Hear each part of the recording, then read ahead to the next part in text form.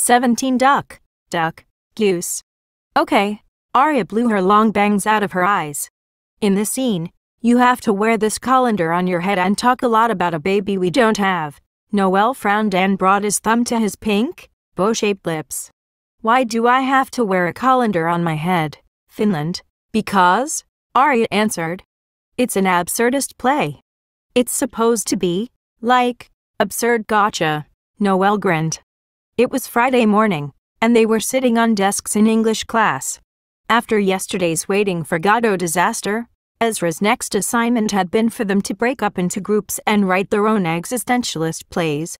Existentialist was another way of saying silly and out there, and if anyone could do silly and out there, it was Arya.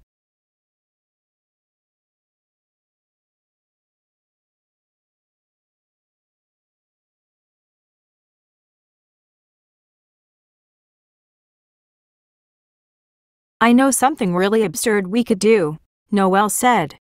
We could have this character drive a navigator and, like, after a couple of beers, crash it into his duck pond. But he's, like, fallen asleep at the wheel, so he doesn't notice he's in the duck pond until the next day. There could be ducks in the navigator. Arya frowned. How could we stage all that? It sounds impossible. I don't know, Noel shrugged. But that happened to me last year. And it was really absurd. And awesome. Arya sighed. She hadn't exactly chosen Noel to be her partner because she thought he'd be a good co-writer. She looked around for Ezra, but he unfortunately wasn't watching them in fitful jealousy. How about if we make one of the characters think he's a duck? She suggested. He could randomly quack. Sure.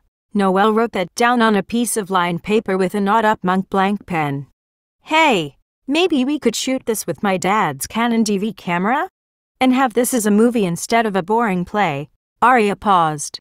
Actually, that would be kind of cool.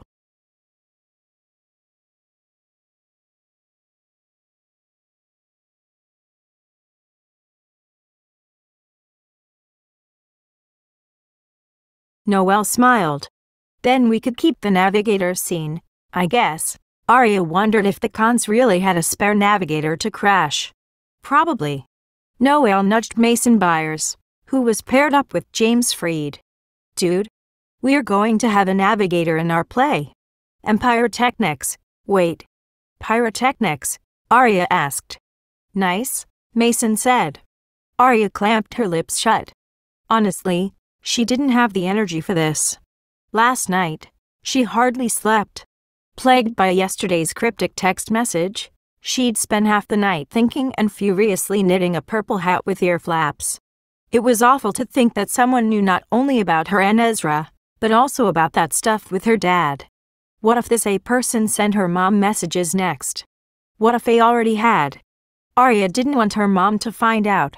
Not now, and not that way. Arya also couldn't shake the idea that the A message might actually be from Allison. There just weren't that many people who knew. Capital A?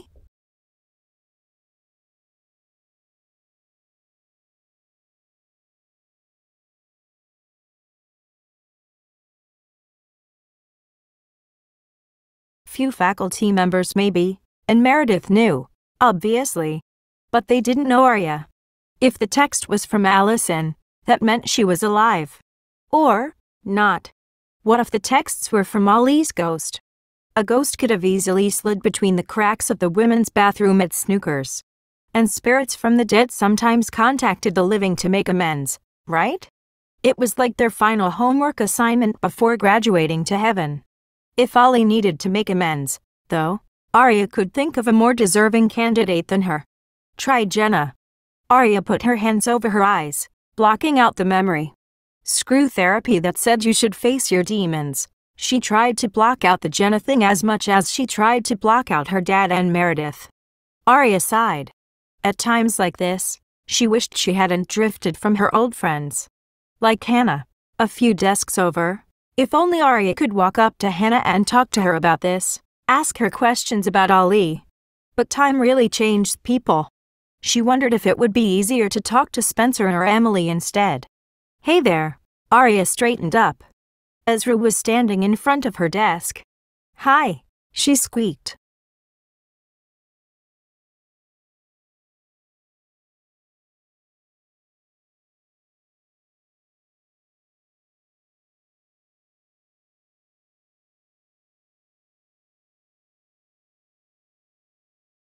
She met his blue eyes and her heart ached. Ezra tilted his hips awkwardly. How are you? I'm great. Really awesome. She sat up straight. On the plane back from Iceland, Arya had read in a 17 she found in her seat pocket that boys liked enthusiastic, positive girls. And since Brilliant hadn't worked yesterday, why not try out Peppy? Ezra clicked and unclicked his big pen. Listen, sorry to cut you off yesterday in the middle of your speech. Do you want to give me your index cards so I can take a look at them and grade you? Okay, huh? Would Ezra do that for the other students? So, how are you? Good. Ezra smiled. His lips twitched as if he wanted to say more. What are you working on? There. He placed his hands on her desk and leaned over to look at her notebook. Arya stared at his hands for a moment, then slid her pinky finger up against his. She tried to make it look like an accident, but he didn't pull away. It felt like electricity was surging between their two pinkies.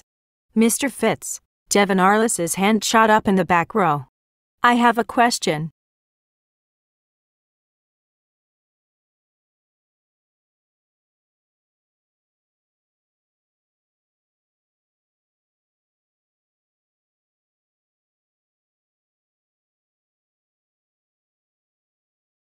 Be right there, Ezra said, straightening up.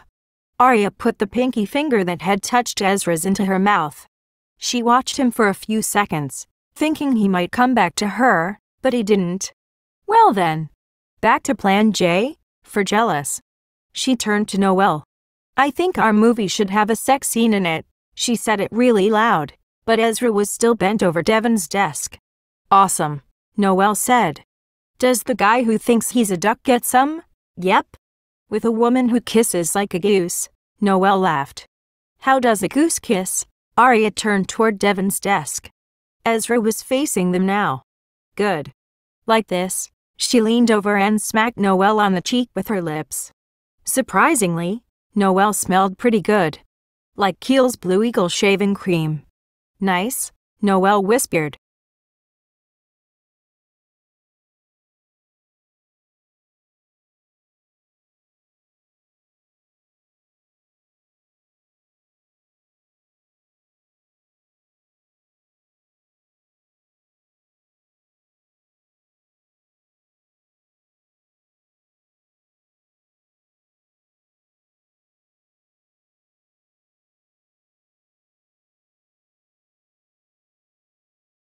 The rest of the class burbled with activity, unaware of any goose kissing, but Ezra, still next to Devon's desk, stood absolutely still. So did you know I'm having a party tonight? Noelle put his hand on Arya's knee. Yeah, I heard something about that. You should totally come. We're going to have a lot of beer. And other things, like scotch. Do you like scotch? My dad has a collection. So, I love scotch. Arya felt Ezra's eyes burning into her back. Then she leaned over to Noelle and said, I'll totally come to your party tonight. By the way his pen fell out of his hand and clattered to the ground, it wasn't hard to guess whether or not Ezra had heard them.